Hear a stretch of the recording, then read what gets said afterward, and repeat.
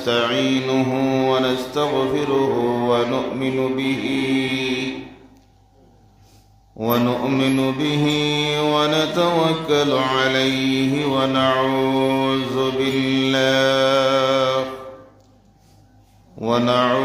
بالله من شرور أنفسنا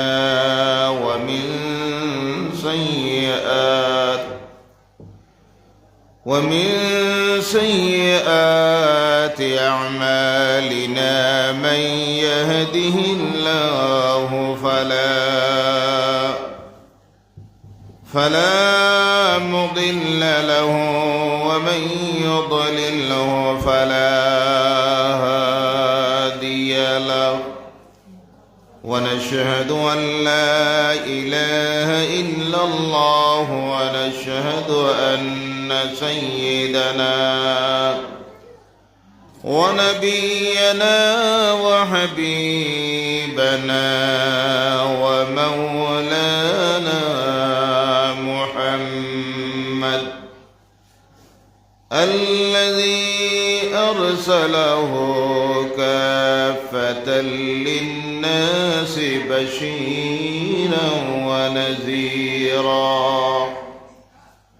وداعيا إلى الله بإذنه وسراجا منيرا.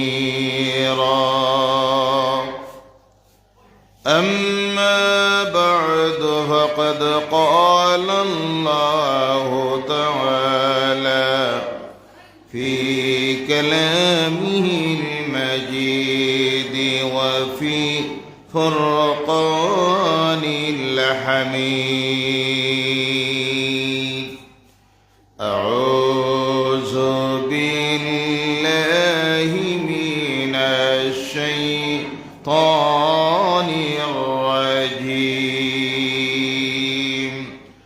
بسم الله الرحمن الرحيم. ولنبلونكم بشيء من الخوف والجوع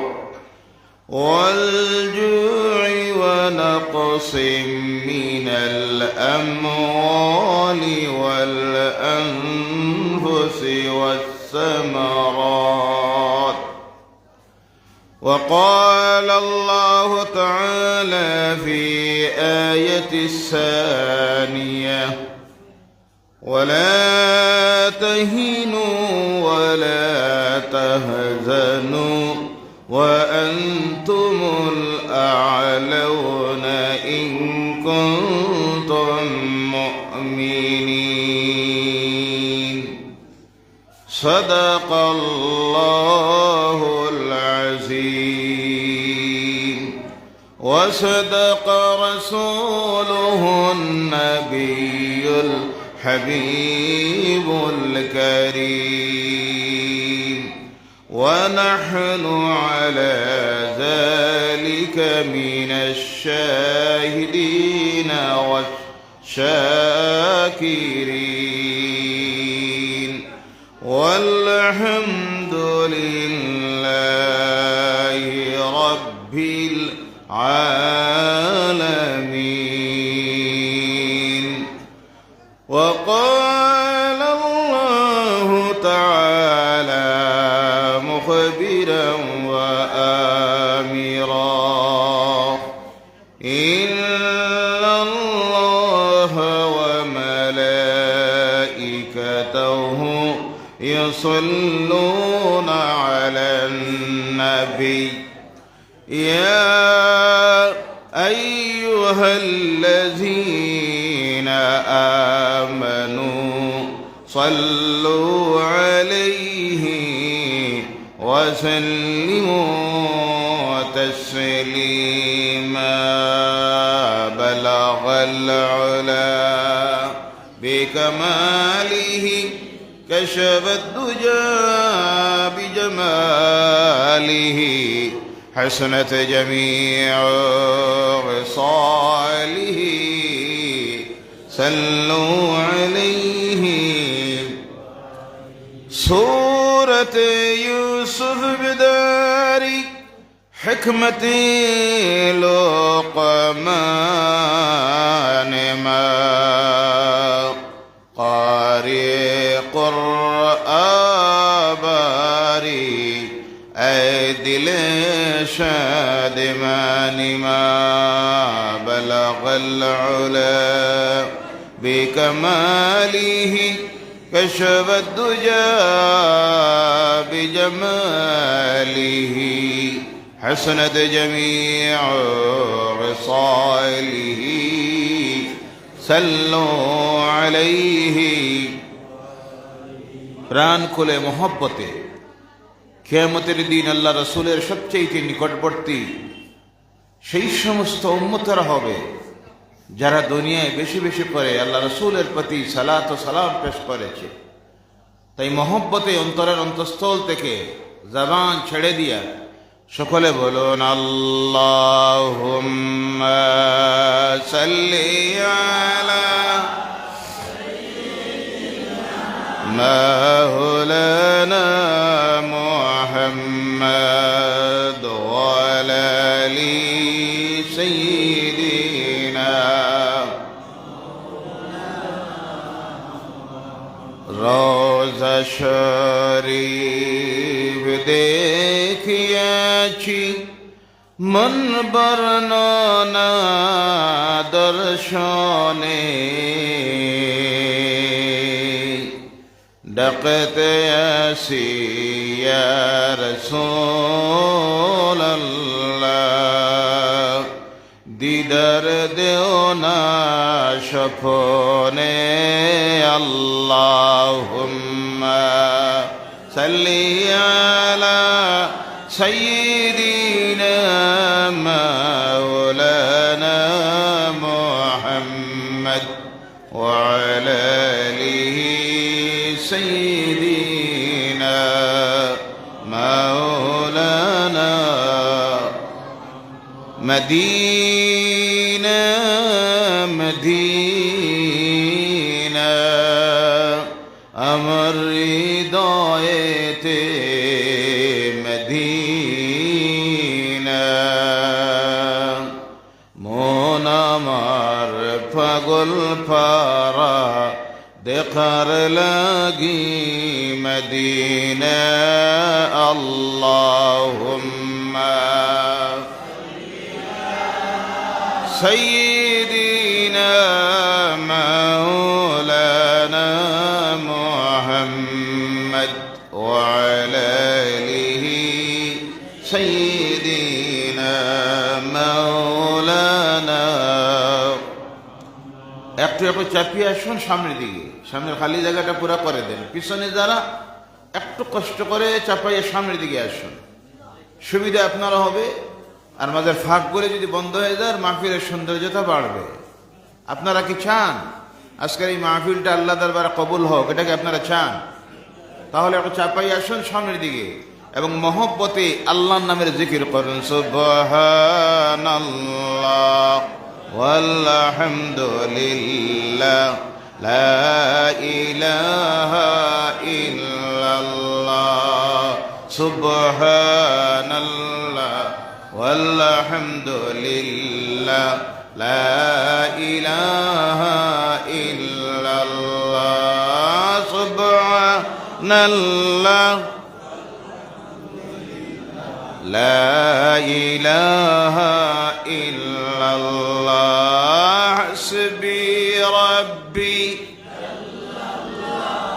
মা ফি কলবি গায়রুল্লাহ নূর মুহাম্মদ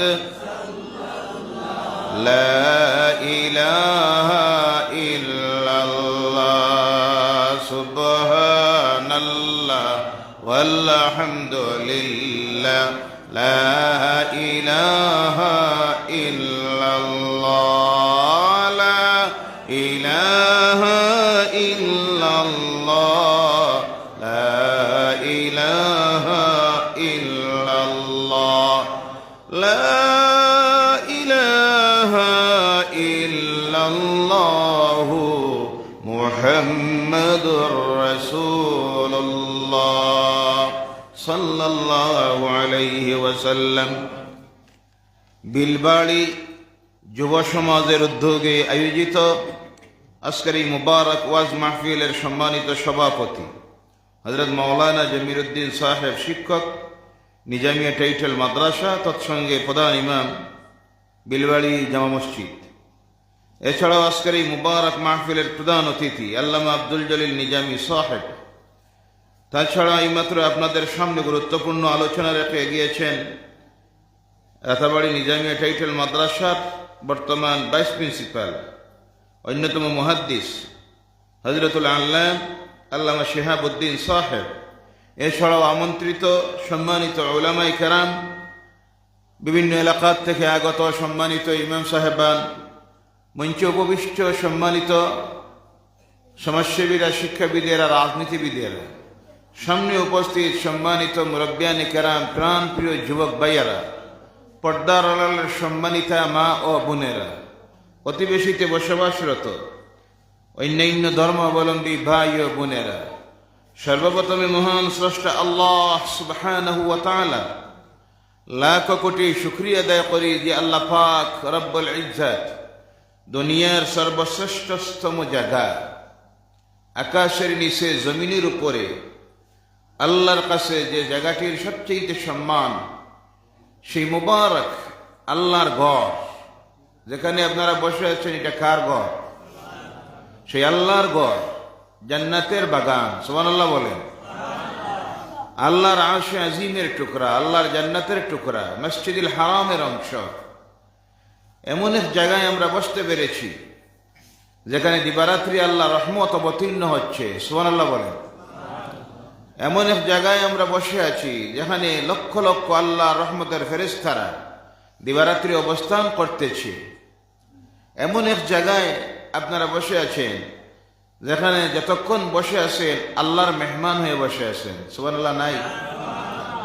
এমন জায়গায় বসে আছেন যেখানে বসলে কোনো কিছু পড়তে হয় না, চুপ করে যদি কেউ বসে থাকে আল্লাহ পাক তার আমলনামায় নফল ইবাদতের সওয়াব লিখে দেয়। বলুন আলহামদুলিল্লাহ। যতক্ষণ কেউ বসে থাকে ততক্ষণ তার আমলনামা থেকে আল্লাহ গুনাহ সগীরা ডিলিট করতে থাকে। সুবহানাল্লাহ বলেন। এমন এক মুবারক জায়গায় আমরা যে আজকের এই রাত্রিতে কিছু সময় আল্লাহর কালাম কোরআনুল কারীম থেকে আলোচনার জন্য বসতে পেরেছি, এটা বহুত বড় সৌভাগ্যের বিষয়। আল্লাহ পাক যে আমাদেরকে এই বসার, আসার, আলোচনা করার এবং আলোচনা শোনার এলাকার, বিশেষ করে এই মহল্লার বিলবাড়ি জামা মসজিদ এলাকার যুবকদের উদ্যোগে যুবকেরা যে আজকের এই বিরাট আয়োজন দিতে পেরেছে, এর জন্য আলোচনা শুরুর আগে আমরা সকলে আল্লাহ সুবহানাহু ওয়া তাআলা লাখ কোটি শুকরিয়া আদায় করি। সকলে উচ্চ কণ্ঠে বলুন আলহামদুলিল্লাহ। রব্বানা লাকাল হামদ হামদান কাসীরান তাইয়িবান মুবারাকান ফীহি। আমরা শুকরিয়া আদায় করেছি কার? আওয়াজ করে বলেন কার? আমরা কার গোলাম? নাম নিব কার? সজদা দিব কারে? প্রশংসা করব কার? একচ্ছত্ব মালিকানা এই পৃথিবীতে কার? সেই আল্লাহ সুবহানাহু ওয়া তাআলার লাখ কোটি শুকরিয়া আদায় করেছি। আলোচনায় যাওয়ার আগে বাচ্চাগুলি উঠাই দিন, সবটা বাচ্চা উঠাই দিন। এরা আওয়াজ শোনার দরকার নাই, বোঝার দরকার নাই। এগুলি প্রথমে সামনে দিলা কেন? বিরাট অসুবিধা পরে করবে, বারবার উঠবে বসবে, আপনাদের অসুবিধা হবে, আমার অসুবিধা হবে। পিছনের দিকে দিয়ে দেন। সবচেয়ে বড় অসুবিধা হচ্ছে আজকে যখন যেখানে যাই মাহফিলে আগের চাইতে এখন শ্রোতাদের সংখ্যা কম না বেশি? জি, কথা বলেন না আপনারা? আপনাদের এলাকার অবস্থাটা বলুন না, কম না বেশি? কম। তার কারণ, এক নম্বরের কারণ হলো মানুষের অন্তর থেকে আল্লাহর ডর ভয়, মৌতের ডর ভয়, কবরের ডর ভয়, কিয়ামতের ডর ভয় চলে গেছে। দুই নম্বরের কথা না বলে চা যারা দিতে আসেন, যারা নিতে আসেন, কথা বলবেন না। চা দিতে আর চা খাইতে কথা কওয়া লাগে না। মসজিদের আদবের প্রতি লক্ষ্য রাখবেন। বিনা প্রয়োজনে দুনিয়াবি কোনো কথা যদি কেউ মসজিদের ভিতরে বলে, তাহলে যা লইয়া আইসেন সব থইয়া যাওয়া লাগবে। জিন্দগির যা নেকি আছে সব বরবাদ হয়ে যাবে। এর জন্য মসজিদের আদবের প্রতি লক্ষ্য রাখবেন। আল্লাহ যেন আদবের সহিত বসার, আলোচনা শোনার তৌফিক দেয়, বলেন আল্লাহুম্মা আমিন।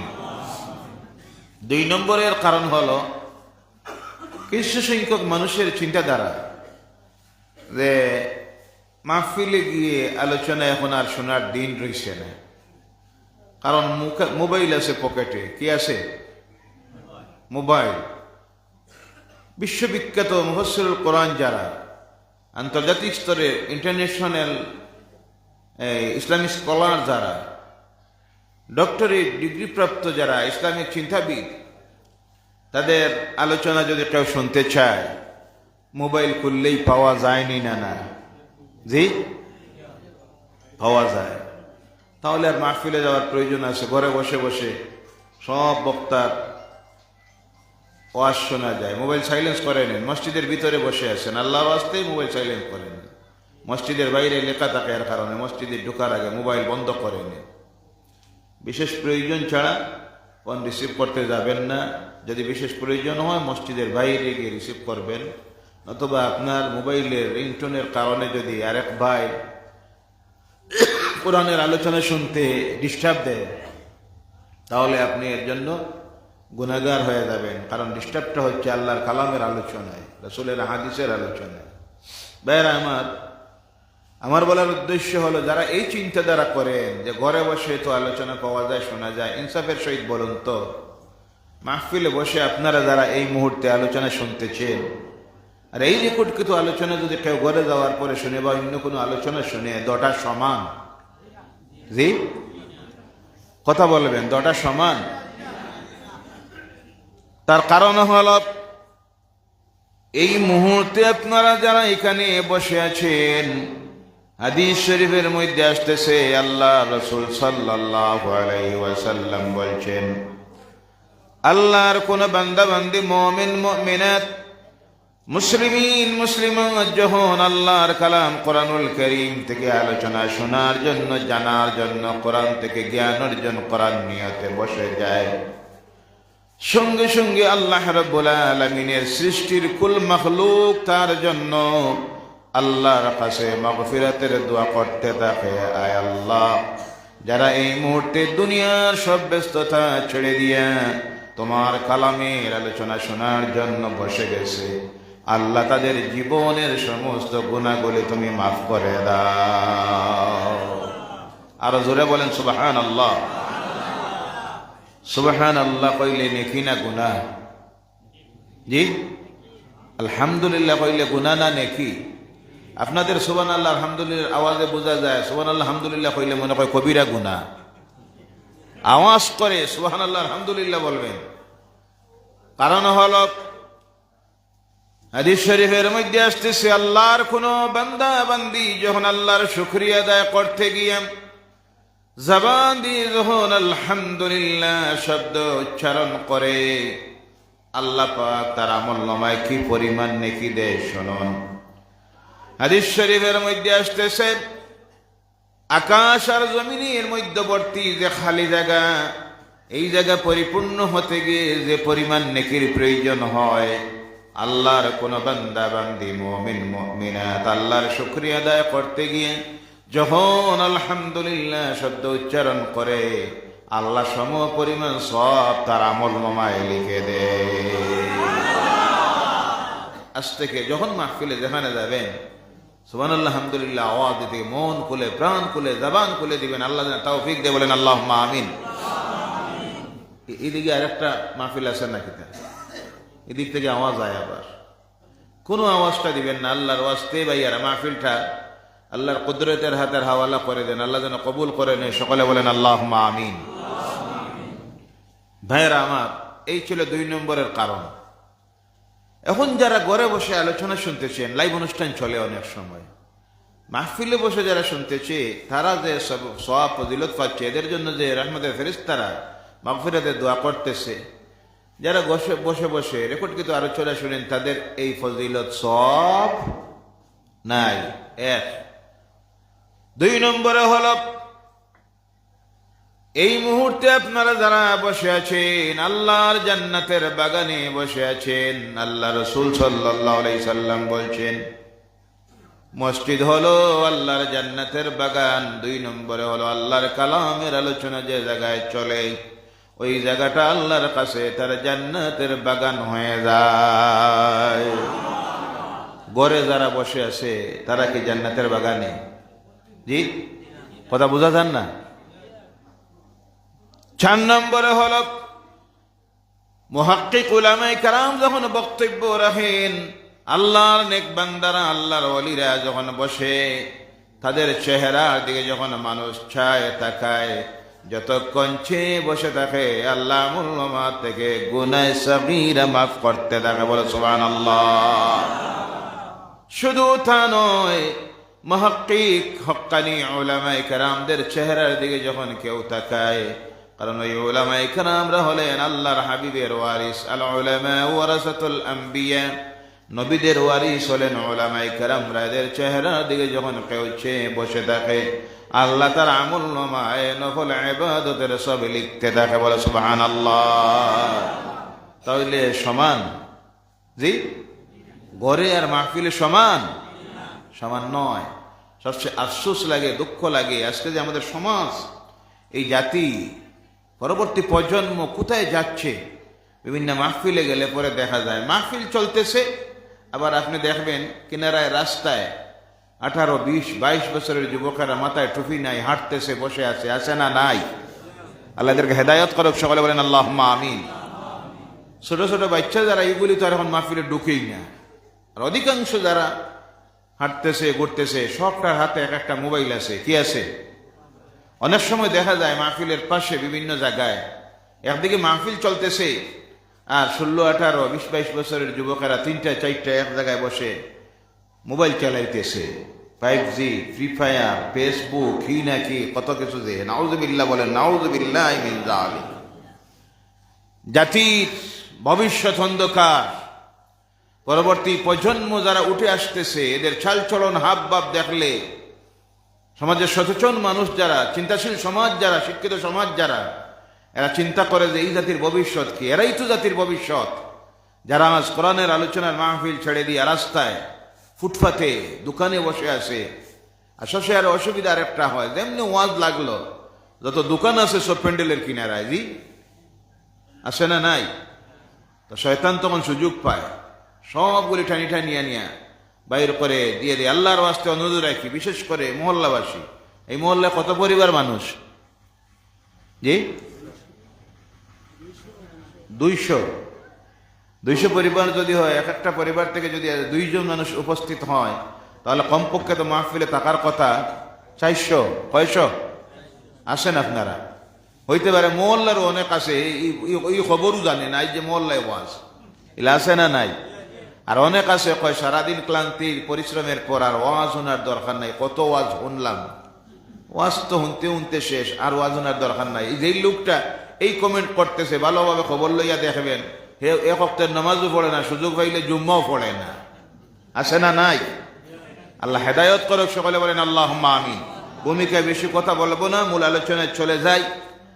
আল্লাহ রাব্বুল আলামিনের কালাম কোরআনুল কারীম থেকে 2টা আয়াতে কারিমা আপনাদের সামনে তিলাওয়াত করেছি।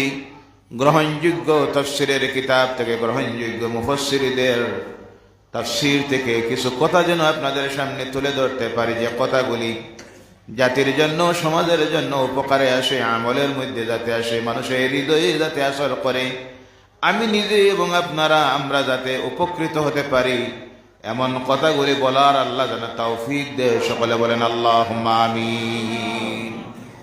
এমন এক কিতাব আল্লাহ পাক দিয়েছেন। কিছু আবার শিক্ষিত সমাজ আছে আমাদের মধ্যে, তারা অনেক সময় কমেন্ট করে যে যুগটা হলো বিজ্ঞানের যুগ, কম্পিউটারের যুগ, ইন্টারনেটের যুগ, স্যাটেলাইটের যুগ। ওরা বিশ্ব কম্পিউটার, ইন্টারনেট, স্যাটেলাইটের মাধ্যমে যখন চলতেছে আধুনিক বিজ্ঞানের, আধুনিক প্রযুক্তিতে, এই সময় কি এখনো আবো 1500 বছর বাদের আগের কোরআন মানা লাগবে, কোরআন কি বোঝার দরকার আছে, কোরআনে কি বিজ্ঞান আছে, সায়েন্স আছে? এটা তো ১৫০০ বছর আগের কিতাব। ভাইয়েরা আমার, কোন মানুষের যদি সঠিক কোরআন সম্পর্কে জ্ঞান থাকে, তাহলে সেই ব্যক্তির জবান দিয়ে এমন কথা বাইর হওয়ার কথা নয়। কারণ আল্লাহ পাক তার কালাম কোরআনকে এমন এক কিতাব বানিয়ে দিয়েছেন সর্বকালের সর্বযুগের উপযোগী করে। আল্লাহ বুঝতে পেরেছিলেন, জানতেন আল্লাহ এই পৃথিবীতে একটা সময় আসবে যখন গোটা পৃথিবী পরিচালিত হবে সায়েন্সের মাধ্যমে, ইন্টারনেট, স্যাটেলাইট, ফেসবুক, কম্পিউটারের মাধ্যমে। তাই আল্লাহ তার কালাম কোরআনকে এমন যুগ উপযোগী বানিয়ে দিয়েছেন সর্বকালের মানুষের জন্য তা বুঝতে গিয়ে, আমল করতে গিয়ে এবং সমস্যার সমাধান পাইতে গিয়ে যাতে অসুবিধা না হয়।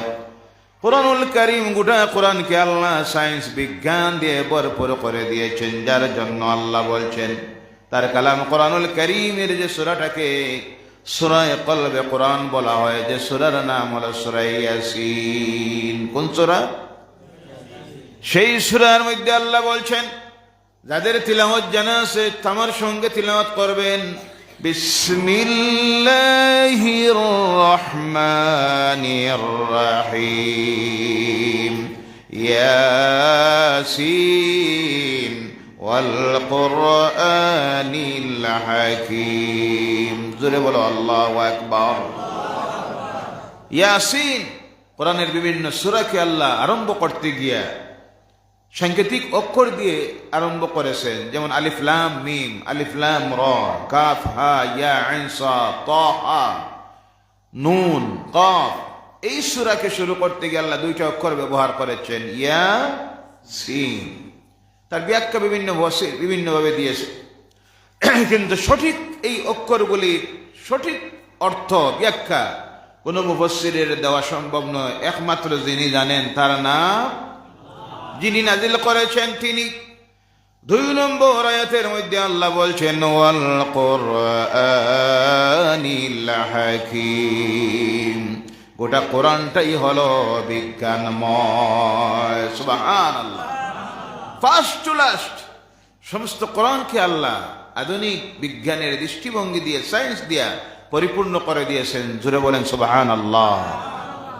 এমন কোন বিষয় আল্লাহ বাকি রাখেন নাই, সব খুলে খুলে তার কালাম কোরআনের মধ্যে আল্লাহ আলোচনা করে দিয়েছেন এবং বাস্তব জীবনে পৃথিবীর মানুষের সামনে তিনি তুলে ধরেছেন। শুধু বলে যান নাই, বাস্তবায়িত করে উদাহরণ রেখে গিয়েছেন।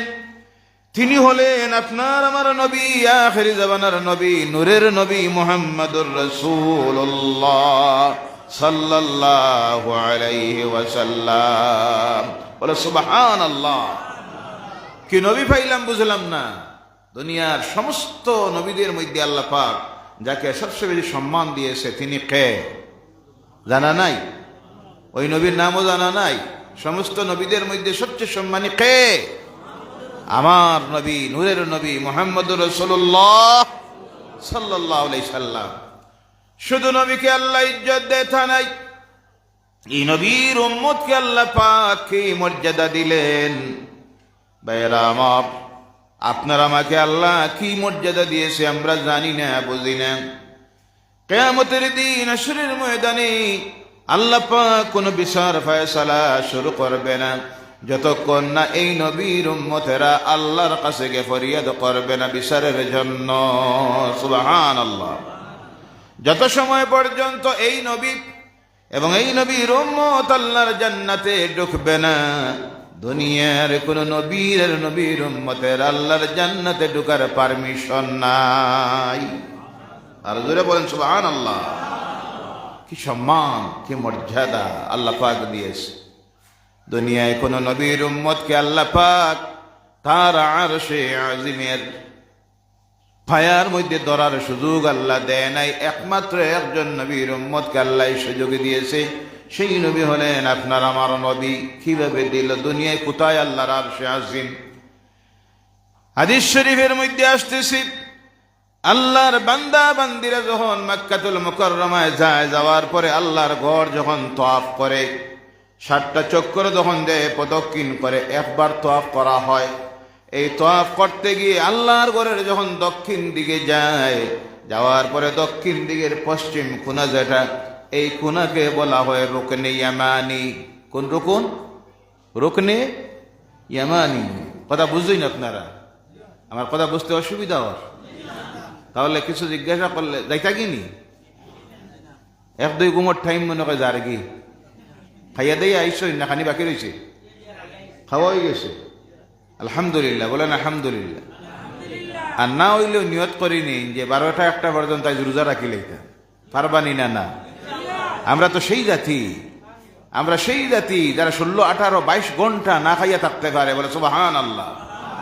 যেন গতকালও আমি বলেছিলাম আমরা রে আঙ্গুল দেখাইয়া লাভ হইতো না, যে উপাসে মারিলেই মু। আমরা সেই জাতি, এই নবীর উম্মত, যেই নবীর চুলায় 3 মাস 4 মাস পর্যন্ত আগুন জ্বলতো না। বলে সুবহানাল্লাহ। আর আমরা সেই জাতি যারা এক ফুটা পানি পান করি না, 18 ঘন্টা 16 ঘন্টা থাকতে পারি। বলে সুবহানাল্লাহ। কারে বয় দেখা? ভাইয়ারা আমার, এই যখন প্রদক্ষিণ করে আল্লাহর ঘরের চতুর্দিকে রুকনি ইয়ামানিতে যখন যায়, আল্লাহর কোন বান্দা বান্দি যখন রুকনি ইয়ামানিতে স্পর্শ করে অথবা ধরে, হাদিস শরীফের মধ্যে আসতেছে সে যেন আল্লাহর আরশে আজিমের পায়ার মধ্যে ধরে নিল। সুবহানাল্লাহ। এই সম্মান মর্যাদা দুনিয়ার কোন নবীর উম্মতকে আল্লাহ দেয় নাই। দুনিয়ার সর্বশ্রেষ্ঠতম উম্মত জাতি যারা, তারা ছিলাম আমরা।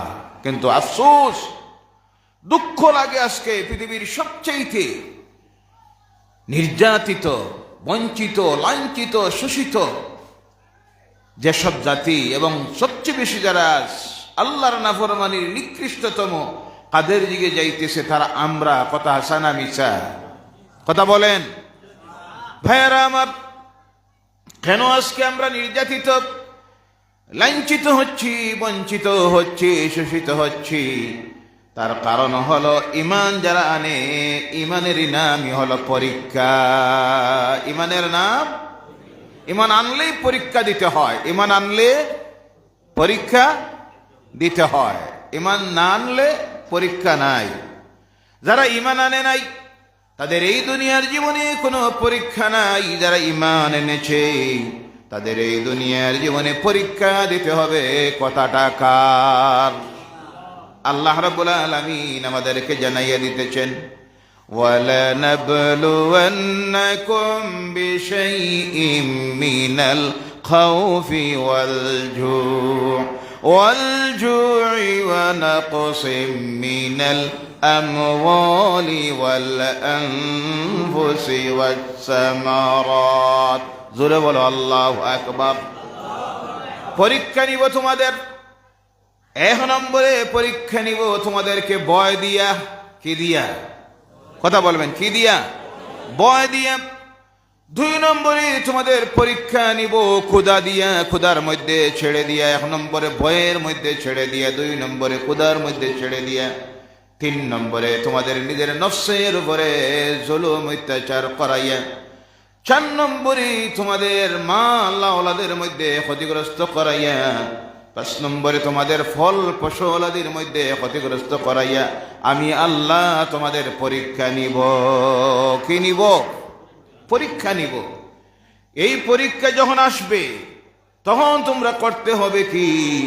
তোমরা তখন ধৈর্য ধারণ করতে হবে। কেননা ইন্নাল্লাহা মা'আস সাবিরিন, নিশ্চয় আল্লাহ ধৈর্যশীলদের সাথে থাকে। বলো সুবহানাল্লাহ।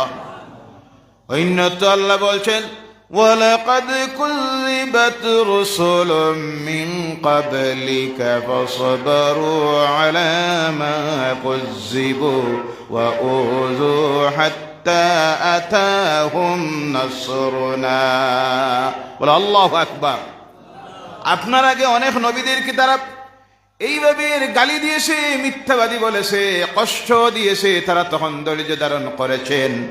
আপনিও ধৈর্য ধারণ করুন। রাসূল যখন নির্যাতনের কষ্টের শিকার হচ্ছেন, আল্লাহ বলছেন আপনিও ধৈর্য ধারণ করুন, অবশ্যই দেখবেন আল্লাহর সাহায্য আসবে। সুবহানাল্লাহ। আগের নবীরা এবার কষ্টের শিকার হয়েছেন, নির্যাতনের শিকার হয়েছেন, তারা গালি দিয়েছে, মিথ্যাবাদী বলেছে, জাদুকর বলেছে, তারা ধৈর্য ধারণ করেছেন। এরপর আল্লাহর পক্ষ থেকে এসেছে সাহায্য। সুবহানাল্লাহ। আজকের পৃথিবীর মুসলমান সবচেয়ে বেশি নির্যাতনের অত্যাচারের শিকার যে জাতি, তারা কারা? কথা বলেন না, তারা কারা? পৃথিবীর ইতিহাসকে ম্লান করে দিয়েছে। আমার মনে হয় পৃথিবীর ইতিহাসকে পর্যালোচনা করলে এইভাবে মজলুম জাতি পাওয়া যাবে না, যারা হলো ফিলিস্তিনের মুসলমান। কথা ঠিক কিনা? শুধু ফিলিস্তিন নয়, সারা পৃথিবীর মুসলমান আর নির্যাতিত, অত্যাচারিত, লাঞ্ছিত, বঞ্চিত। এই সময় আমরা যখন আল্লাহর ঘরে বসে আছি, আমাদের অনেক ভাই বোনেরা পৃথিবীর বিভিন্ন প্রান্তে আছে, খোলা আকাশের নিচে আছে না নাই? কথা বলবেন। জালিমেরা ঘর বাড়ি ভেঙ্গে দিয়ে তাদেরকে অসহায় বানিয়ে খোলা আকাশের নিচে রেখে দিয়েছে। এই কঠিন সময়ে জাতির জন্য করণীয় কি, সেটা আমাদের জানার দরকার আছে না নাই? কিছু মুসলমান যখন এইসব পরীক্ষার মধ্যে পড়ে ইমানদার, তখন দুর্বল ইমান হওয়ার কারণে বিভিন্ন কমেন্ট করে। কেউ কয় মুসলমানই ছাড়ি দিতাম নাকি, তাই নাউজুবিল্লাহ কইলা না? মুসলমান হইয়া মনে কয় থাকা যাইতো না, বাসা যাইতো না, বলে নাউজুবিল্লাহি মিন যালিক। অনেকে চিন্তা করে করতাম কি, যে অবস্থা, যে পরিস্থিতি শুরু হয়েছে, এখন জান বাসানি ফর্স, ইমান বাসানি নাই, বলে নাউজুবিল্লাহ। ও আমার ভাইয়েরা মুসলমানেরা, সেই নবীর উম্মত আমরা, তার হাবিবকে আল্লাহ কিভাবে পরীক্ষা করলো উদাহরণ আমাদের সামনে আল্লাহ পাক রেখে দিয়েছেন। কেমন বইয়ের মধ্যে রসুলকে আল্লাহ ছেড়ে দিয়েছিলেন আল্লাহর ঘরের কিনারায়। আল্লাহ রসুল যান নামাজ পড়ার জন্য, নির্যাতন করে, অত্যাচার করে। একদিন আল্লাহ রসুল আল্লাহর ঘরের কিনারায় গিয়েছেন নামাজ পড়ার জন্য। আবু জেহেল লাঈন তার সঙ্গে সাথীদেরকে নিয়ে আমার নবীর গাড়ির উপরের মধ্যে উঠের নাড়ি বড়ি তুলে রাখলো।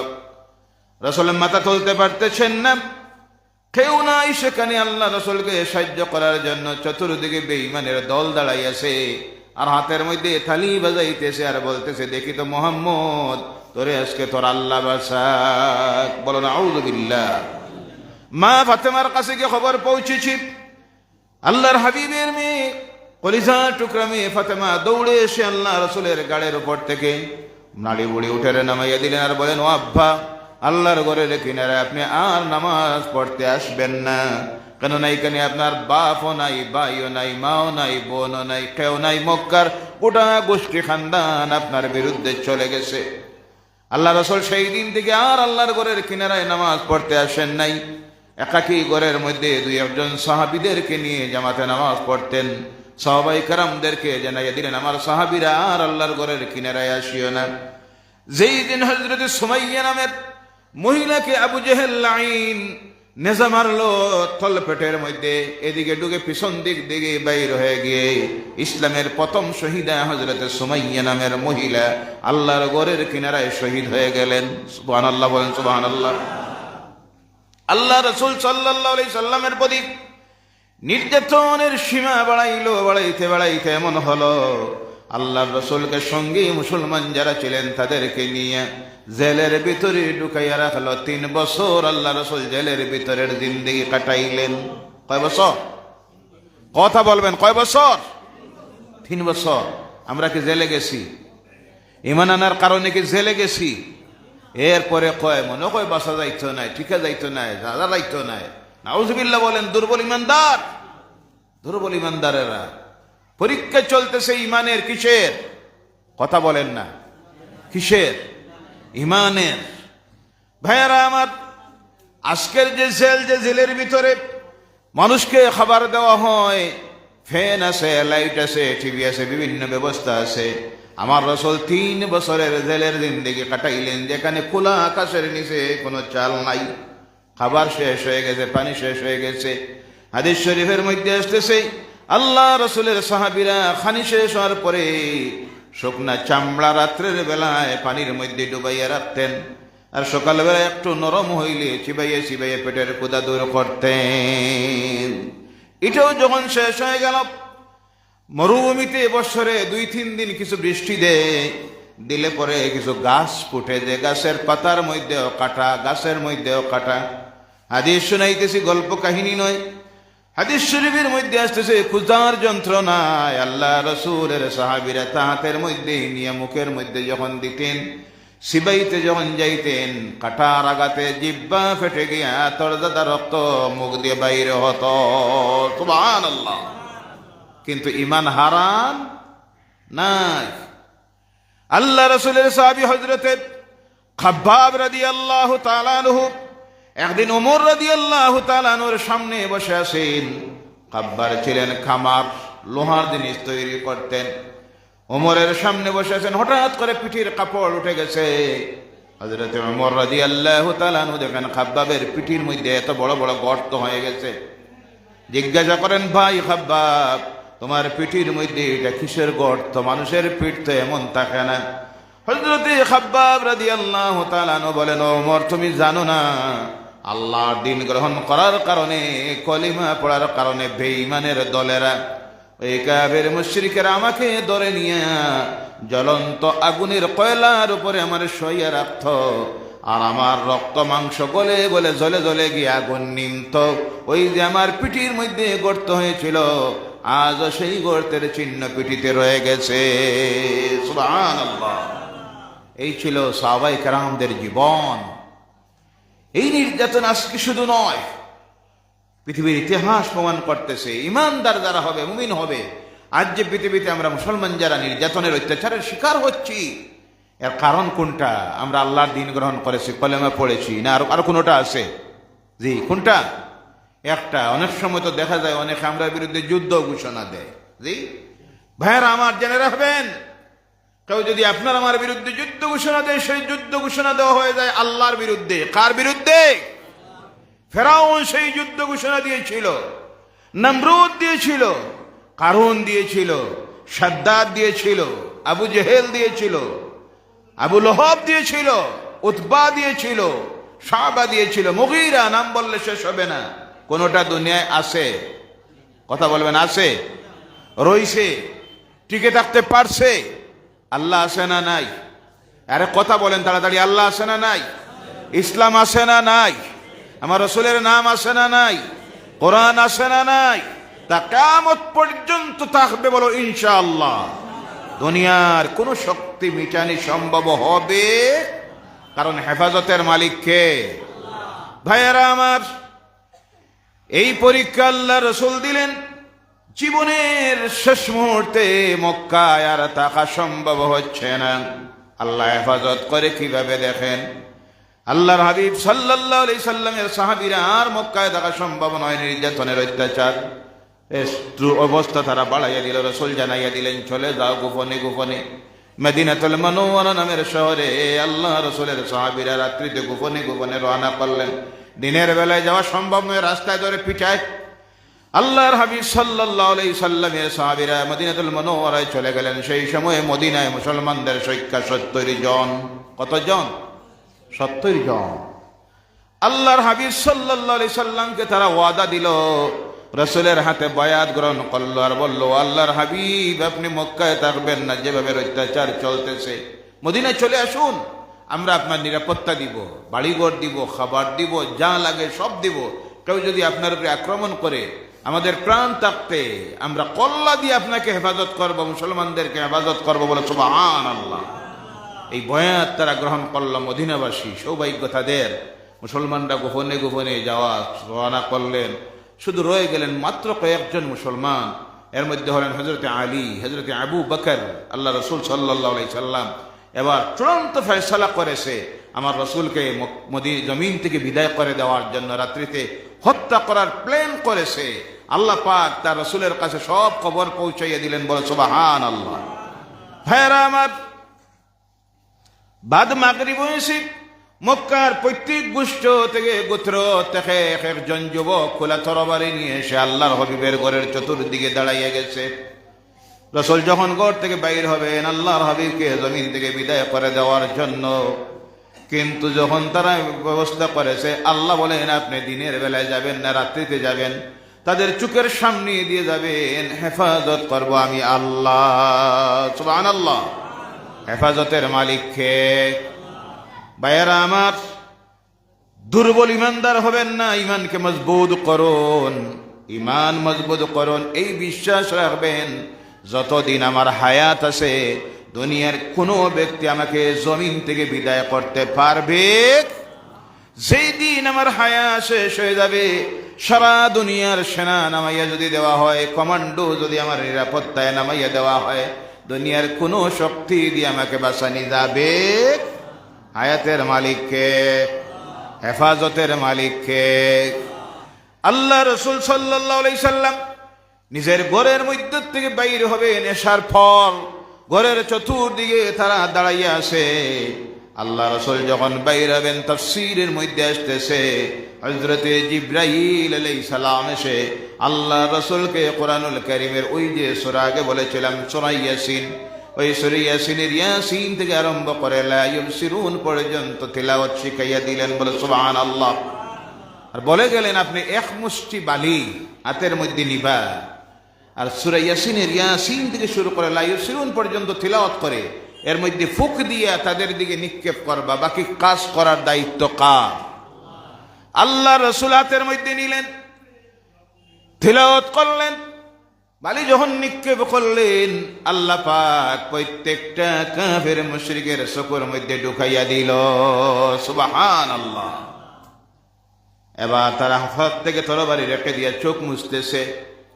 এই সুযোগে আল্লাহ রাসূল ঘর থেকে বাইরে চলে গেলেন। আবু বকর রাদিয়াল্লাহু তাআলা আনহুর ঘরে একজনও দেখলো না, চোখকে বন্ধ করে দিলেন। কে? জোরে বলবেন কে? আল্লাহ সুবহানাহু ওয়া তাআলা।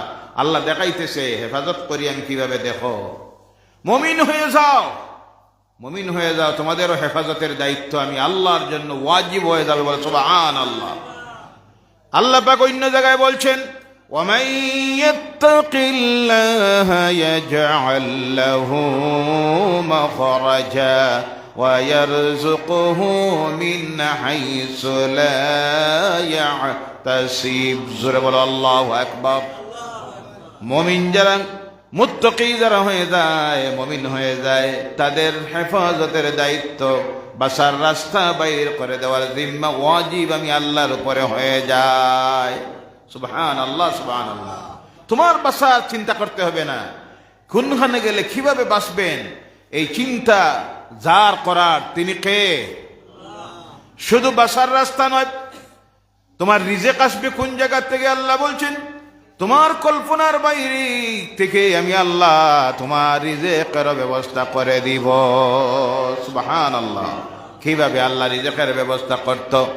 হযরতে খুবাইব রাদিয়াল্লাহু তাআলা আনহু যুদ্ধবন্দী হয়ে কাফিরের হাতে ধরা পড়ে, যুদ্ধবন্দী হয়ে কাফিরের জেলখানার মধ্যে চলে গেছেন। অনেক কষ্ট দিল, নির্যাতন করলো। হযরতে খুবাইবকে কোনো খানি দেয় না, খানি বন্ধ করে দিয়েছে না খাইয়া মারার জন্য। কিন্তু অবাক হয় তারা, গভীর রাত্রি যখন হয়, রাত্রি শেষ হওয়ার পরে দেখে হযরতে খুবাইবের সামনে তাজা খাজুর আর আঙ্গুর। সুবহানাল্লাহ বলেন। তখন মক্কা খাজুরের কোনো সিজনই নাই, মার্কেটে কোনো খাজুরও নাই, আঙ্গুর নাই। খুবাইবকে জিজ্ঞাসা করা, ও খুবাইব, তোমার সামনে প্রতি রাত্রিতে কোথা থেকে এই আঙ্গুর আর খাজুর আসে? হযরতে খুবাইব বলেন, আমার রিজেকের মালিক যিনি তিনি দেন। আমার রিজেকের মালিক, তার নাম হলো, আর জোরে বলেন তার নাম আল্লাহ সুবহানাহু ওয়া তাআলা। ভাইয়েরা আমার, এবার আল্লাহ রাসূল সাল্লাল্লাহু আলাইহি সাল্লাম ঘর থেকে বাইর হয়েছেন।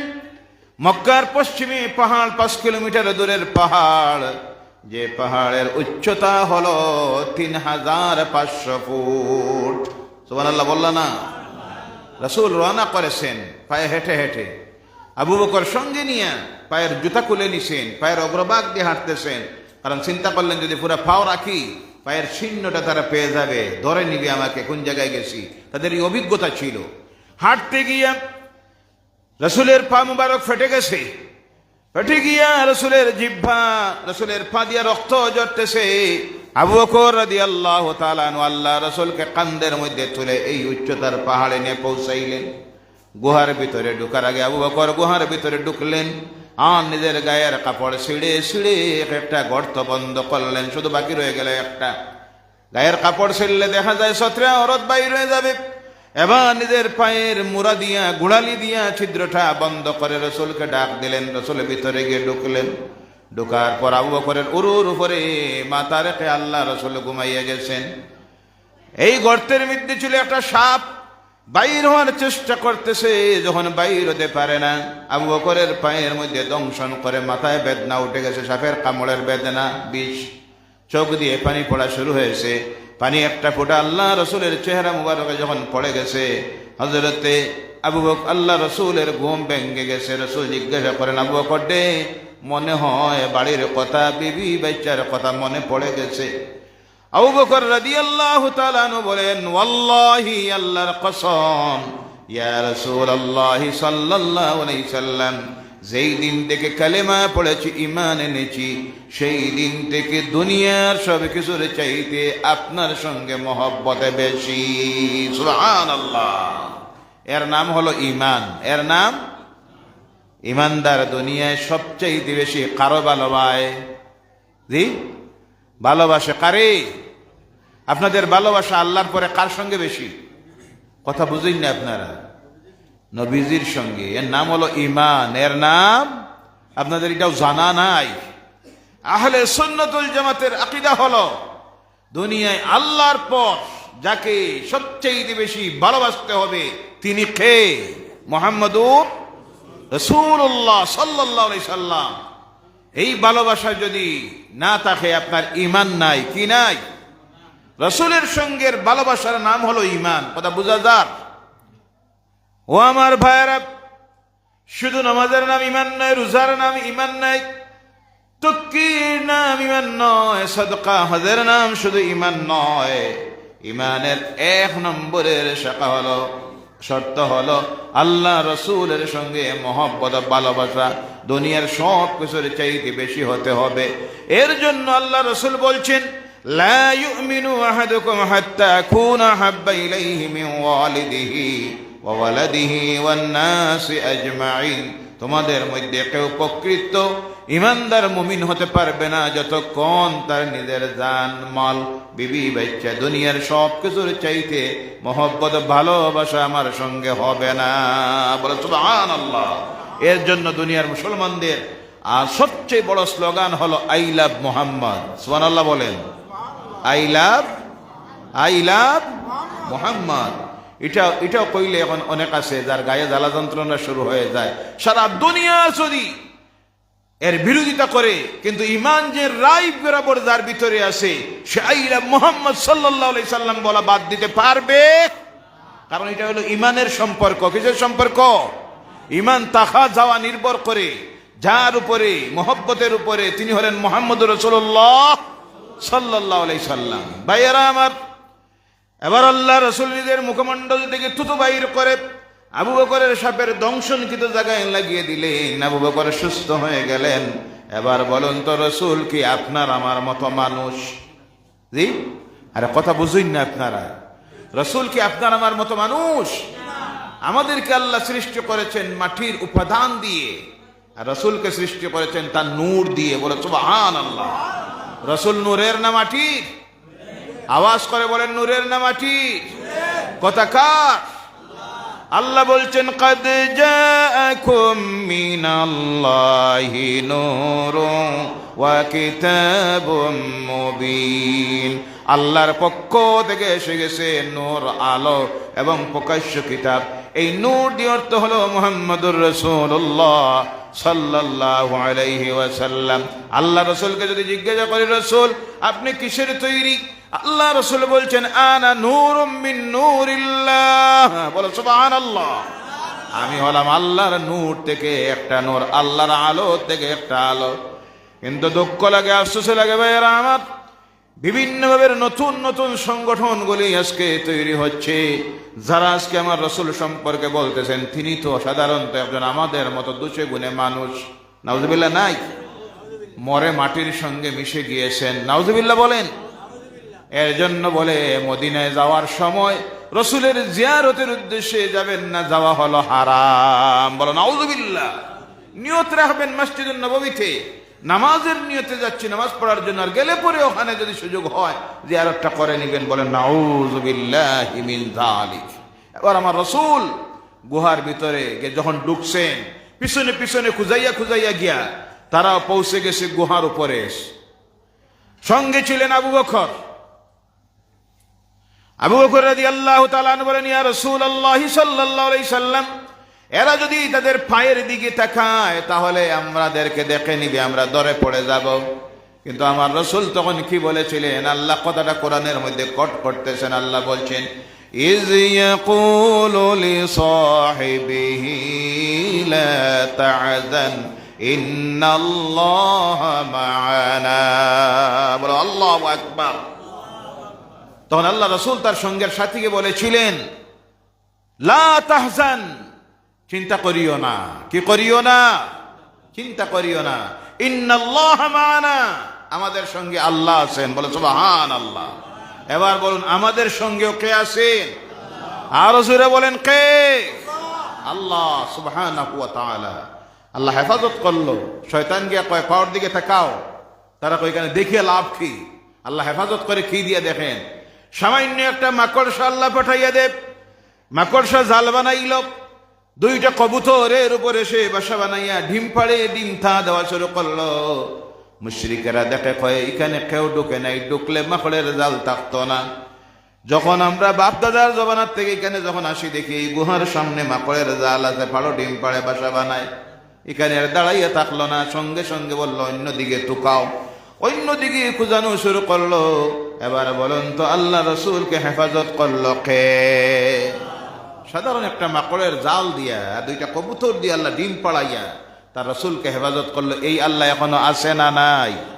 কথা বলেন ও আমার ভাইয়েরা। এবার আল্লাহ রসুল সংক্ষিপ্ত ভাবে বলতেছি, আল্লাহ রসুল চলে গেলেন মদিনাতুল মুনাওয়ারায়। যাওয়ার পর আমার রসুলের চাল চলন, ব্যবহার, আদব, খাসলত, সঙ্গের সাথী যারা সাহাবায়ে কেরামদের চাল চলন, ব্যবহার, আদর্শ দেখে দেখে দুনিয়ার পথহারা মানুষ দলে দলে আল্লাহর দিন গ্রহণ করা শুরু করলো।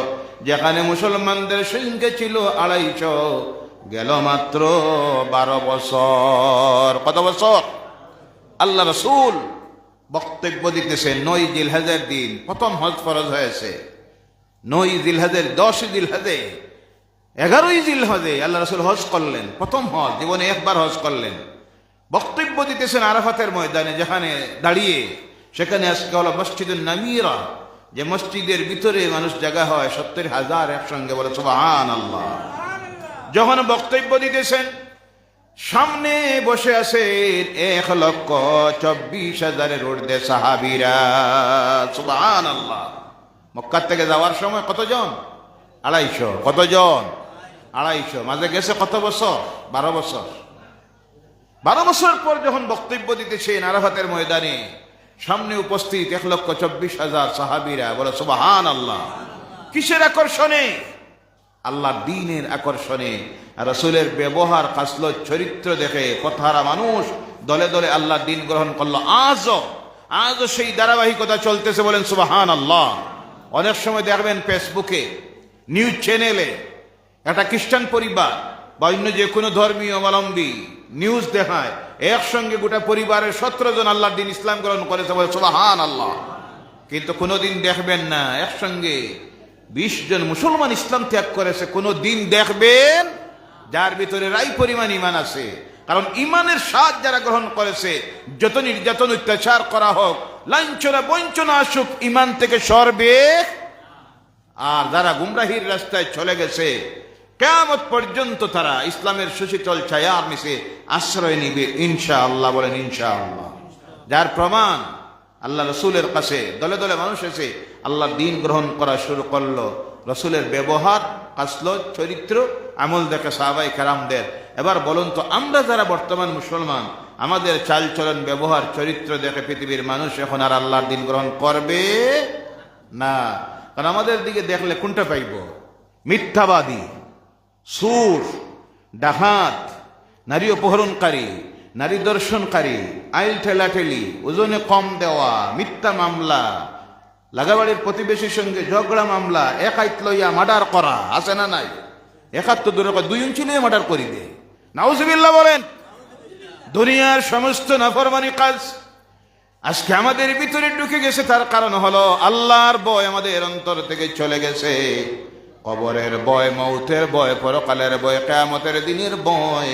যার কারণে আমরা আল্লাহর নাফরমানির মধ্যে যখন নিমজ্জিত হয়ে গেছি, তখন আল্লাহর পক্ষ থেকে গজবাত আমাদের উপরে আসা শুরু করেছে। যখন কোনো কওম জাতি আল্লাহর নাফরমানিতে চলে যায়, তখন আল্লাহর পক্ষ থেকে কয়েকটা গজব তাদের উপরে আসে। এর মধ্যে এক নম্বরের গজব হলো, হাদিস শরীফের মধ্যে আসতেছে, জালেম শাসনকর্তাদেরকে আল্লাহ তাদের উপরে মুসল্লত করে দেয়। আজকের এই পৃথিবীর মুসলমানের উপরে আল্লাহ জালেমদেরকে যে মুসল্লত করে দিয়েছে, তার কারণ হলো আমরা আল্লাহর নাফরমানিতে চলে গেছি। কথাটি কিনা? এই সময়ে জাতির জন্য প্রয়োজন হলো হেদায়তের রাস্তায় ফিরে আসা, সিরাতে মুস্তাকিমের রাস্তায় ফিরে আসা, আল্লাহর নাফরমানির কাজকে ত্যাগ করা। কিন্তু আফসোস লাগে, দুঃখ লাগে, যখন চলতেছে নির্যাতন, অত্যাচার, জুলুম, অবিচার, অন্যায়, তখনও দেখা যাইতেছে এই সমাজের মানুষ হেদায়তের রাস্তায় না ইয়া আরো নাফরমানির দিকে যাইতেছে। কথা ঠিক কিনা? মসজিদে নামাজের সংখ্যা বাড়তেছে না কমতেছে? কথা বলবেন। বাড়তেছে না কমতেছে? ঠান্ডার দিনে ফজরের সময় 3 জন, কয়জন আছে না নাই? আপনাদের মসজিদে নাই বা বুঝলাম, বিভিন্ন জায়গায় গিয়ে খবর লইয়া দেখবেন, মহল্লায় কত পরিবার, বলে 150 পরিবার, ফজরে কয়জন? 6 জন। আলহামদুলিল্লাহ হইতো না, নাউজুবিল্লাহ। এই কওমের উপরে নারাজ হয়ে গেছেন কে? আল্লাহ সুবহানাহু ওয়া তাআলা। হেদায়েতের জন্য আল্লাহ জালেমদেরকে প্রতিষ্ঠিত করে দিতেছে। দোয়া করে হয়, দোয়া কবুল হয় না। তার কারণ হলো, কারে নিয়ে আপনি দোয়া করতেছেন, যাদেরকে নিয়ে হাত তুলতেছেন, এর মধ্যে 90% হলো পাক্কা বেনমাজি। কথা ঠিক কিনা? সুদখুর, মিথ্যাবাদী, জেনাখুর, প্রতারক, মুনাফিক। কারে নিয়ে আপনি হাত তুলতেছেন? গোটা রক্ত মাংস হারাম হয়ে গেছে। এদের দোয়া কখনো কবুল হবে? শর্ত হলো তওবা করতে হবে। দোয়ার আগে কোনটা করতে হবে? তওবা করতে হবে। খালেস দিলে যদি এই কম তওবা করে, আল্লাহর কাছে যদি সারেন্ডার হয়ে যায়, আল্লাহর নাফরমানির কাম যদি ত্যাগ করে দেয়, আল্লাহ পাক রব্বুল আলামিন তাদের প্রতি ঘোষণা দিয়েছেন, নিরাশ হয় না। ও আমার ভাইরা মুসলমানরা, নির্যাতনের শিকার সাহাবায়ে কেরামরা যখন হচ্ছে উহুদের ময়দানে, আল্লাহ রাসূল সাল্লাল্লাহু আলাইহি ওয়াসাল্লামের 70 জন বিশিষ্ট সাহাবী শহীদ হয়ে গেলেন। কোন ময়দানে? উহুদের ময়দান। কোন ময়দান? উহুদের ময়দানে। সাহাবায়ে কেরামদের মনের মধ্যে আসলো, এইভাবে যদি আমরা মরতে থাকি, তাহলে মনে হয় এই জমিনই আল্লাহর দিন টিকে থাকবে না, আল্লাহ দিনের প্রচার হবে না। আল্লাহ পাক এর আগে তাদেরকে সান্ত্বনা দিয়েছেন, তোমরা যদিও সংখ্যায় কম, নিরাশ হয় না। আমি আল্লাহ জানাইয়ে দেই, শোনো, কাম মিন ফিয়াতিন কালিলাতিন গালাবাত ফিয়াতান কাসীরাতান বিইজনিল্লাহ ওয়াল্লাহু মা'আস সাবিরিন। বলো আল্লাহু আকবার। তোমরা যে কম হওয়ার কারণে তোমরা চিন্তা করিও না যে তোমরা হারাইয়ে যাইবা, না।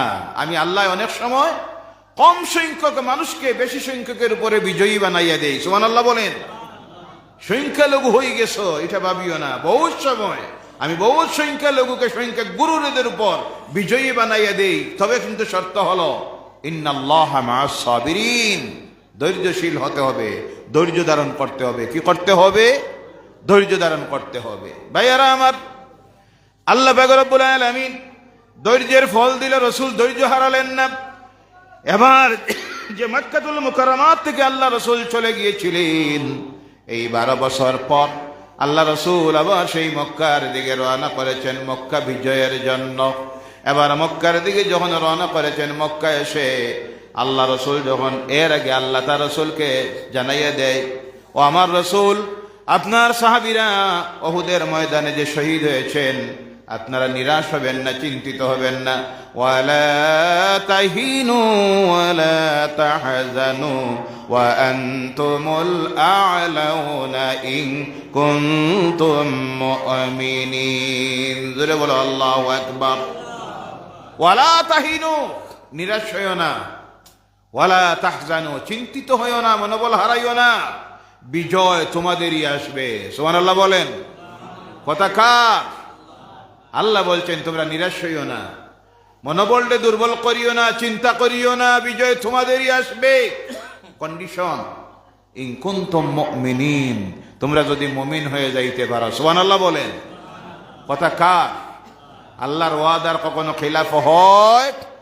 আল্লাহ তার রাসূলকে জানাইয়া দিলেন, ওয়ালা তাহিনু ওয়ালা তাহজানু ওয়া আনতুমুল আ'লাউনা ইন কুনতুম মুমিনিন। হে আমার রাসূল, ও রাসূলের সাহাবীরা, তোমরা নিরাশ হয় না, চিন্তিত হয় না, মনোবলকে হারাইও না, বিজয় তোমাদেরই আসবে যদি তোমরা মুমিন হয়ে যাইতে পারো। এবার সেই ওয়াদার প্রমাণ আল্লাহ দেখাইতেছেন। রাসূল মক্কার দিকে রওনা করলেন, যে মক্কায় থাকতে দিল না। মক্কার চতুর্দিকে আসার পর আল্লাহ রাসূল সাল্লাল্লাহু আলাইহি সাল্লাম বললেন, আমার সাহাবীরা একসঙ্গেই মক্কায় ঢুকিও না, আমি দুনিয়ার মানুষকে ভয় দেখানোর জন্য আসি নাই, আল্লাহ আমাকে প্রেরণ করেছেন। ওয়া মা আরসালনাকা ইল্লা রাহমাতাল লিল আলামিন, বিশ্বের সৃষ্টির কুল মাখলুকের জন্য আল্লাহ আমাকে রহমত স্বরূপ প্রেরণ করেছে। বলে সুবহানাল্লাহ। একসঙ্গে গিয়ে যদি মক্কায় ঢুকো, মক্কার মানুষ ভয় পেয়ে যাবে। তাই রাসূল নির্দেশ দিলেন, ও আমার সাহাবীরা 11টা গ্রুপ হয়ে, কতটা? 11টা গ্রুপ হয়ে মক্কার চতুর্দিকে মক্কায় গিয়ে ঢুকো। কিন্তু সেই নবী নির্দেশ দিলেন সাহাবায়ে কেরামদেরকে, আমার সাহাবীরা, কোন বুড়া মানুষের উপর আক্রমণ করিও না, কোন মেয়ে লোকের উপর আক্রমণ করিও না, ছোট কোনো বাচ্চাদের উপরে আক্রমণ করিও না। কোন মানুষ যদি আল্লাহর ঘরের ভিতরে ঢুকে যায়, সে নিরাপদ, তার উপরে আক্রমণ করিও না। কেউ যদি তার নিজের ঘরের ভিতরে ঢুকে যায়, দরজা বন্ধ করে দেয়, তার প্রতি কোনো আক্রমণ করিও না। কেউ যদি তার হাতে অস্ত্র ছেড়ে দিয়ে 2 হাত তুলে দেয়, তার প্রতি আক্রমণ করিও না। কেউ যদি আবু সুফিয়ানের ঘরে ঢুকে যায়, তার প্রতি আক্রমণ করিও না। কেউ যদি শুধু আক্রমণ করতে আসে, তার আক্রমণটাকে প্রতিহত করিও, প্রতিরোধ করিও। এবার আমার রাসূল ঢুকতেছেন বর্তমান মক্কার জান্নাতুল মুআল্লার দিক থেকে। সামনের দিকে আসলে পরে দেখবেন একটা মসজিদ আছে, যেই মসজিদের নাম হলো মসজিদে ফাতাহ, বিজয়ের মসজিদ। কারণ এই জায়গা ইসলাম মক্কার বিজয়ের দিন আল্লাহ রাসূলের নিজ হাতে ইসলামের ঝান্ডা উত্তোলন করেছিলেন। বলে সুবহানাল্লাহ। 12 বছর গেছে। কত বছর? 12 বছর সেই মক্কায় ঢুকতেছেন। কেউ প্রতিরোধ করতে গিয়া, এদিকে দেখবা না শয়তান আছে, এদিক ছাড়ি দেন, তার হাওলা করে দিন। আল্লাহর হাওলা আমরা, আর এরা শয়তানের হাওলা করে দিন, যা মনে হলে তা করো। তারা দেখতেছে রাত 11টার কাছাকাছি, এরা যে উঠেন না, জি কিলা তোলা যায়, ওদিকে যদি একটা ঝামেলা বাড়াই দেওয়া যায়, সাউন্ড আয়, তো অনেকে বারইব, কি হয়েছে কইয়া। এইদিকে দেখবা না, লা ইলাহা ইল্লাল্লাহ, লা ইলাহা ইল্লাল্লাহ, লা ইলাহা ইল্লাল্লাহ, লা ইলাহা ইল্লাল্লাহ, সুবহানাল্লাহ ওয়ালহামদুলিল্লাহ, লা ইলাহা ইল্লাল্লাহ, লা ইলাহা ইল্লাল্লাহু মুহাম্মাদুর রাসূলুল্লাহ সাল্লাল্লাহু আলাইহি ওয়াসাল্লাম। এবার মক্কায় আল্লাহ রাসূল এসে ঢুকলেন। মক্কায় ঢুকে আল্লাহ রাসূল সাল্লাল্লাহু আলাইহি সাল্লাম শুধু হযরতে আল্লাহ রাসূলের সাহাবী হযরত খালিদ রাদিয়াল্লাহু তাআলা আনহুর মোকাবিলার জন্য কয়েকজন এসেছিল। যারা এসেছিল তাদেরকে তিনি জমিন থেকে বিদায় করে দিলেন। সুবহানাল্লাহ। যে রাসূল আল্লাহর ঘরের কিনারায় নামাজ পড়তে পারেন নাই, ঘরে একাকী লুকায়িতভাবে নামাজ পড়তেন, আল্লাহ তখন তার রাসূলকে বলেছিল, ধৈর্য ধারণ করুন, নিরাশ হবেন না, চিন্তিত হবেন না, বিজয় আপনাদেরই আসবে ইনশাআল্লাহ। বলেন ইনশাআল্লাহ। তবে কন্ডিশন, মুমিন হতে হবে। কি হতে হবে? মুমিন হতে হবে, মুত্তাকি হতে হবে। এবার আল্লাহ রাসূল ঢুকলেন।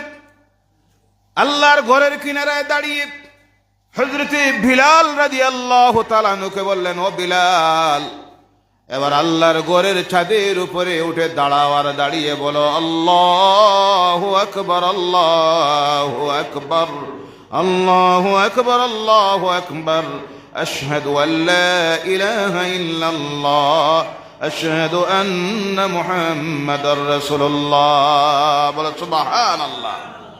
সর্বপ্রথম সেই দিন আল্লাহর ঘরের ছাদের উপরে দাঁড়িয়ে হযরত বিলাল রাদিয়াল্লাহু তাআলা আনহু আযান দিলেন। সুবহানাল্লাহ। চতুর্দিকে বাইর হয় আর দাঁড়ায়, আর দাঁড়িয়ে দেখে হারে সেই আব্দুল্লাহর পুত্র মুহাম্মদ, যাকে আমরা মক্কা থেকে বিতাড়িত করেছিলাম 12 বছর আগে। কত বছর? সেই মুহাম্মদ বীরের বেশে আল্লাহর ঘরের চতুর্দিকে তাওয়াফ করতেছেন আর তিলাওয়াত করতেছেন, জাআল হাক্কু ওয়া যাহাকাল বাতিল ইন্নাল বাতিলা কানা যাহুকা। বলো আল্লাহু আকবার।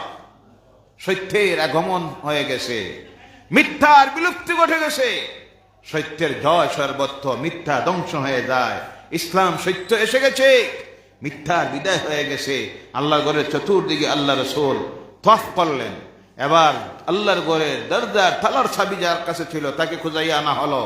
দরজা খুললেন, আল্লাহ রাসূল ঘরের ভিতরে ঢুকলেন। আল্লাহর ঘরের ভিতরে সেই দিন আল্লাহর ঘরের ভিতরে গোমরাহরা, পথভ্রষ্টরা আল্লাহ বলে গিয়া আল্লাহর নাফরমানি করতে করতে গিয়া আল্লাহর ঘরের ভিতরে 360টা দেবতা ঢুকাইয়া রেখেছিল। বলেন নাউযু বিল্লাহি মিন যালিক।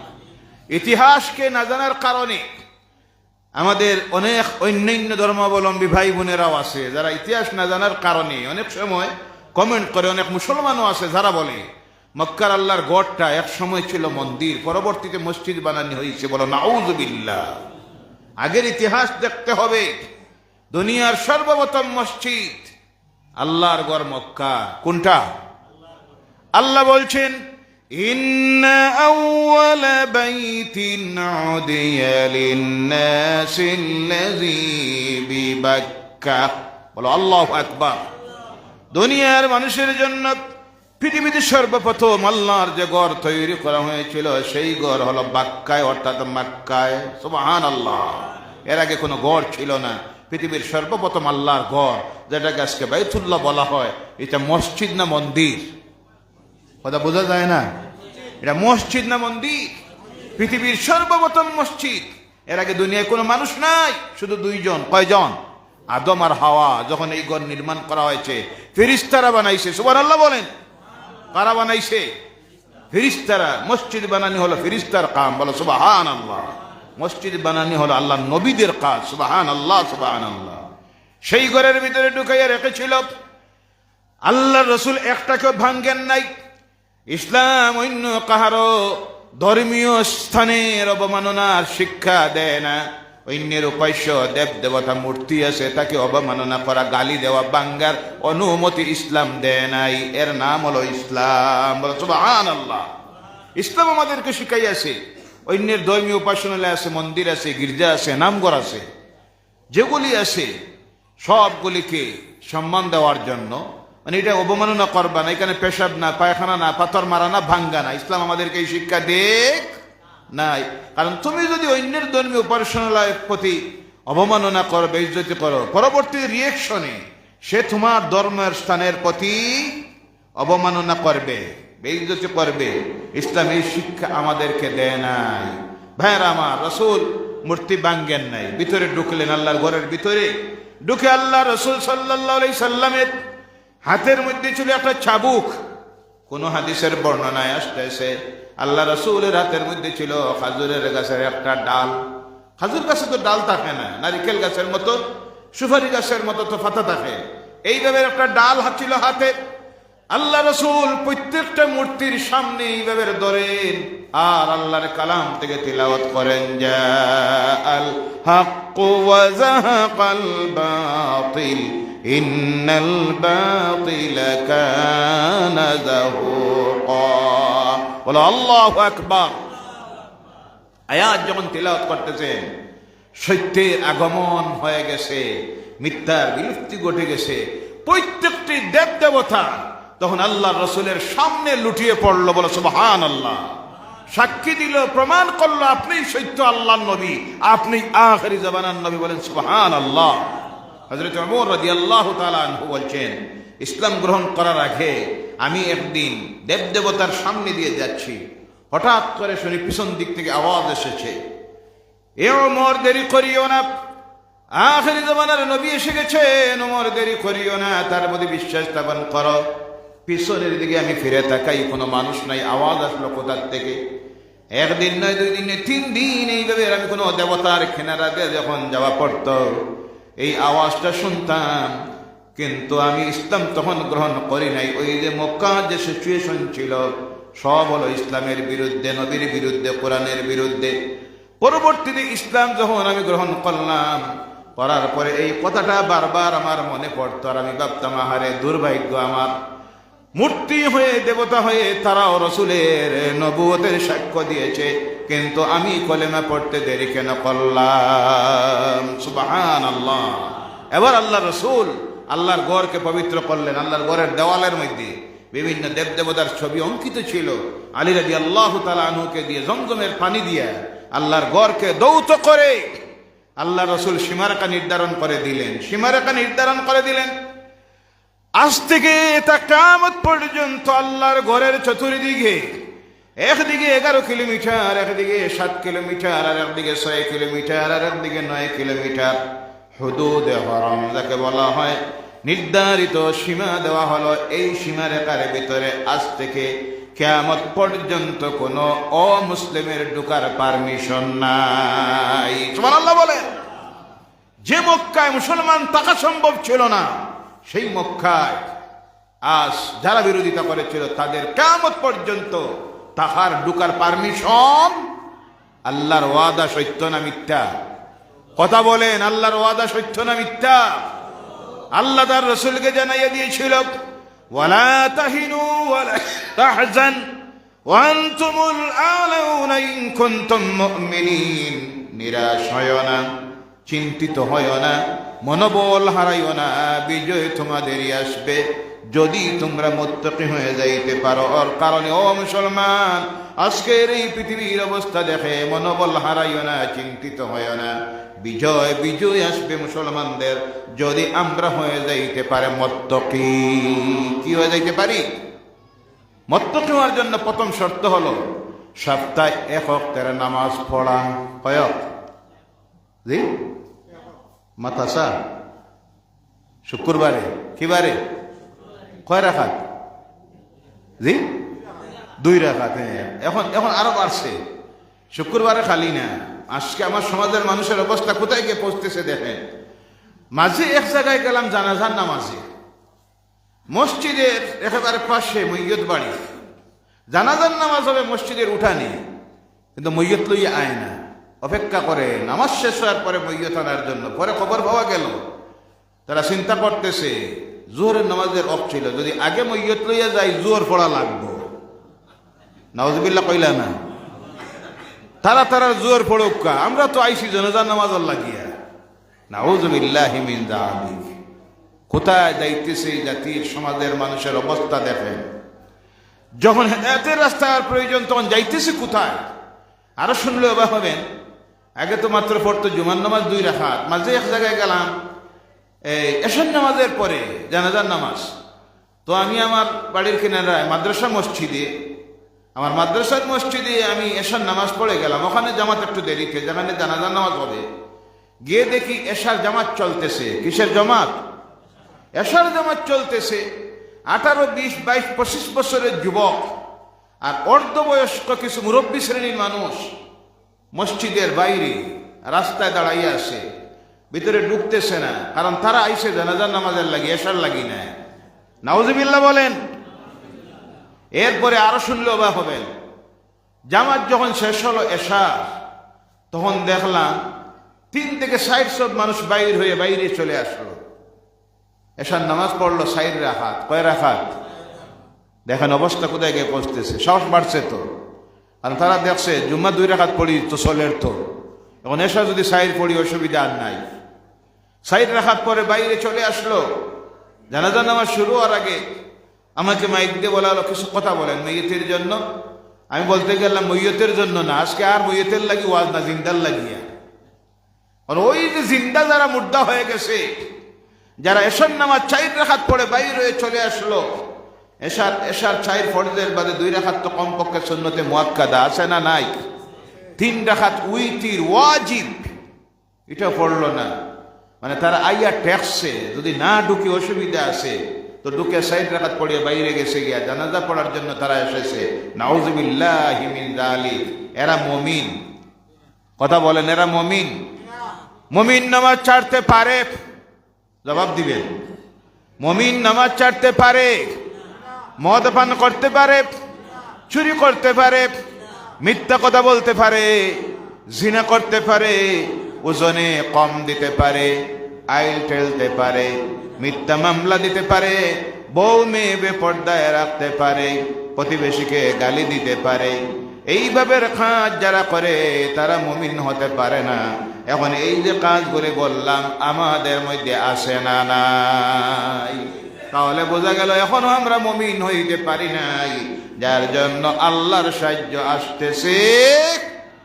এই ধারাবাহিকতায় যদি চলি, ও আমার ভাইয়েরা মুসলমানেরা, যেইভাবে নির্যাতনের, অত্যাচারের, লাঞ্ছনার, বঞ্চনার শিকার হচ্ছেন, এর থেকে দুনিয়ার কোনো শক্তি তোমাকে আমাকে বাঁচাইতে পারবে না। আল্লাহর ওয়াস্তে করজোরে অনুরোধ রাখি, এই কঠিন সময় জাতির জন্য বিরাট কঠিন মুহূর্ত। আজকে এসআর শুরু হয়েছে। কোনটা? আগে আসলো এনআরসি, এখন এসআর। ওয়াকফ বিল সম্পর্কিত যেটা চলতেছে জানা আছে। সুপ্রিম কোর্ট সময় দিয়েছে 5 ডিসেম্বর। কত ডিসেম্বর? 5 ডিসেম্বরের ভিতরে সমস্ত ওয়াকফ সম্পত্তিতে নির্মিত মসজিদ, মাদ্রাসা, কবরস্থান, ঈদগাহ, খানকা, এতিমখানা ওয়াকফ বোর্ডের রেজিস্ট্রেশন নিতে হবে।